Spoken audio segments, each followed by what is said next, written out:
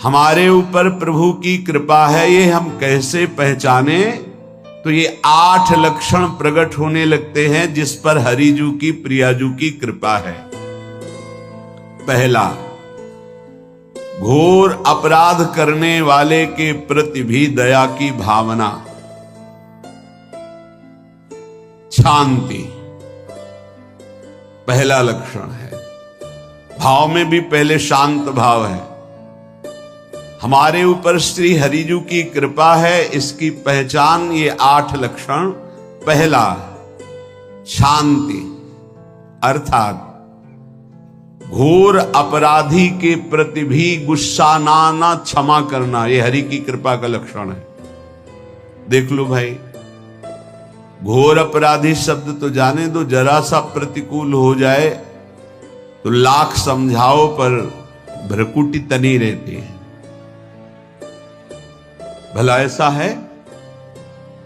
अपराधी पर भी क्षमा का भाव होना, ये हरि कृपा पात्र में ही होगा, अन्य में नहीं। तो अगर अपने हृदय में ऐसा लगे कि ऐसा नहीं है तो हरिजू से प्रार्थना करनी चाहिए कि कृपा करो, मेरे में सामर्थ्य आवे। दूसरा, अनुसूया, वो किसी भी के प्रति कभी भी कोई दोष दर्शन ही नहीं करेगा। दोष कथन, दोष श्रवण की तो बात जाने दो। अनुसूया, दूसरों के गुणों में दोष ढूंढना ये नहीं होता, हरि कृपा पात्र में ये नहीं होता। ये सब भजन के नाश करने वाले हैं। जैसे पहला अपराधी पर क्रोध कर देना, तो माया ने भेजा इसीलिए था कि तुम्हारे साथ व्यवहार ऐसा करे कि तुम क्रोध करो। क्रोध करोगे तुम्हारी ऊर्जा शक्ति नष्ट हो जाएगी, अध्यात्म में जो चलने की थी। और कहीं तुमने संकल्प कर लिया तो भजन शक्ति नष्ट हो जाएगी। तो अगर भजन बल है तो गया, जरूर उसको दंड मिलेगा, पक्का मिलेगा, 100% मिलेगा, लेकिन आप खाली हो गए। ना भजन करने की वृत्ति रहेगी और ना भजन रहेगा, दोनों बात।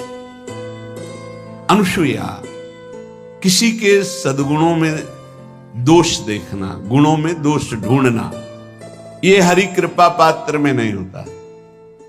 ये बहुत मंगलमयी बातें हैं जिससे हमारा भजन मार्ग पुष्ट होता है।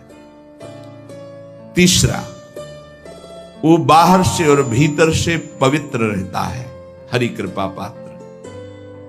शौचाचार का ज्ञान होना चाहिए, वस्त्र आपके पवित्र होने चाहिए, ये बाहरी जल रज आदि के द्वारा बाहरी पवित्रता। और निष्कपटता, निश्चलता, सत्य भाव, ये अंदर की पवित्रता है। अगर कपट है, छल है, असत्य है तो हृदय मलिन रहता है। भीतर और बाहर से पवित्र रहना, इसमें खास बात क्या है? भीतर और बाहर से पवित्र रहने में, भीतर और बाहर से सदैव पवित्र कौन रह सकता है?